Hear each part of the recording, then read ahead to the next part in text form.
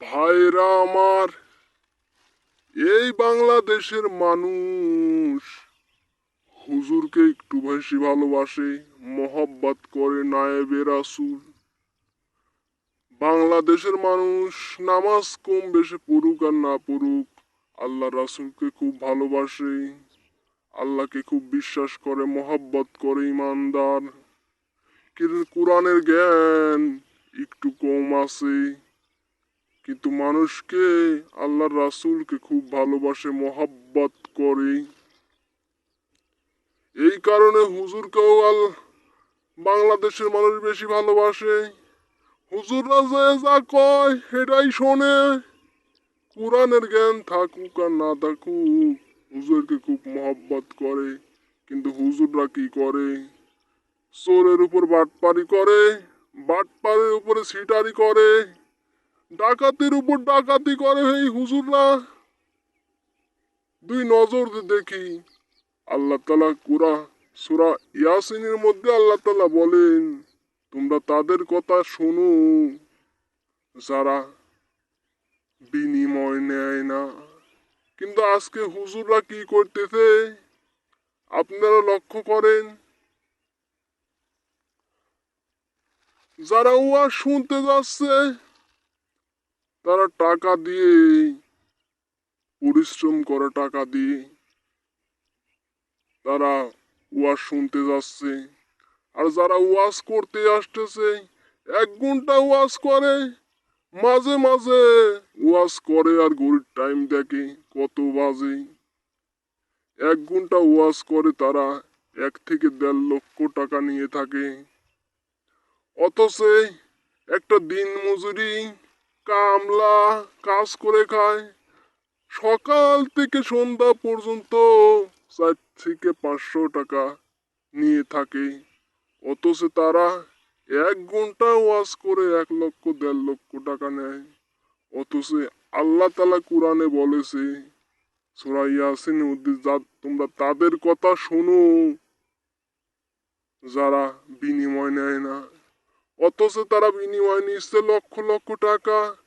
সারাটা মাস ভরে একটা মানুষ 1 লক্ষ টাকা বেতন উঠাইতে পারে না। অথচ 1 ঘন্টা ওয়াজ করে 1 লক্ষ টাকা নেয় কোন কায়দায়? আমরা জানি থাকি যারা সুদ অথবা ঘুষ, যারা সুদ দিয়ে থাকে আর যারা সুদ নিয়ে থাকে একই গুনাহ। যারা 1 টাকা সুদ দিল ও নিল, গুনাহটা হয়েছে মায়ের সাথে জিনা করা।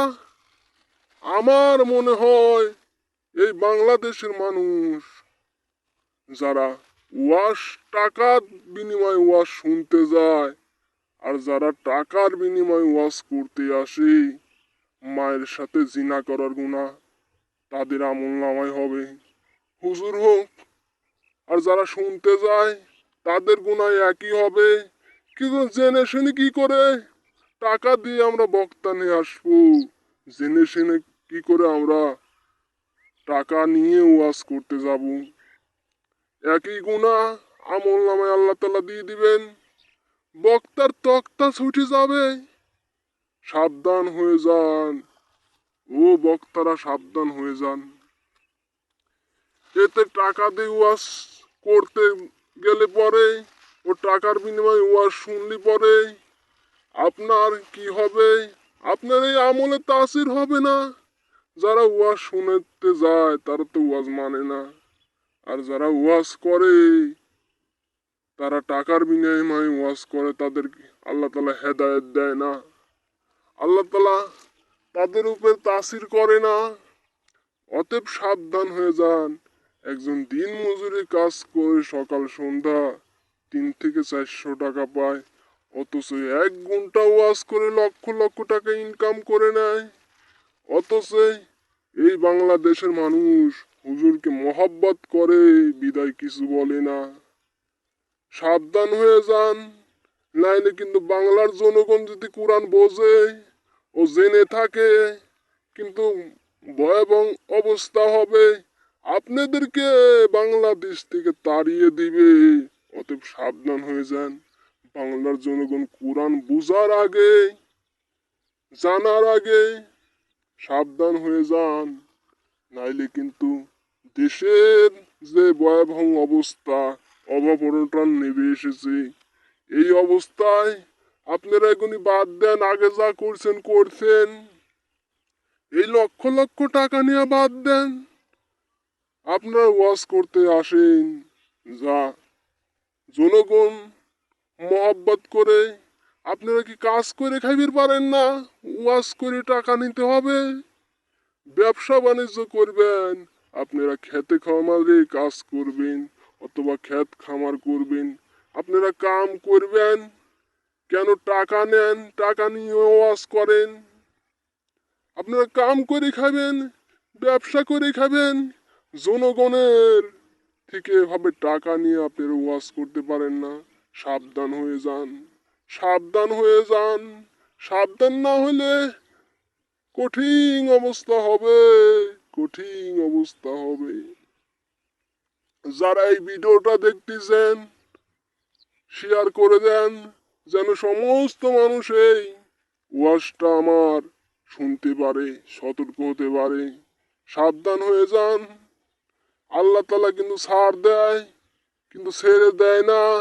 যেদিন ধরবে, যারা ওয়াজ করেন তাদেরকেও ছাড় দিবে না, আর যারা শোনেন তাদেরকেও ছাড় দিবে না। সাবধান হয়ে যান, কাজ করে খান। আল্লাহ তাআলা বলেন, তোমরা নামাজের সময় নামাজ পড়ো, নামাজ পড়ে খেতে খামারে কাজে বাড়িয়ে যাও। অথচ বক্তারা কি করে?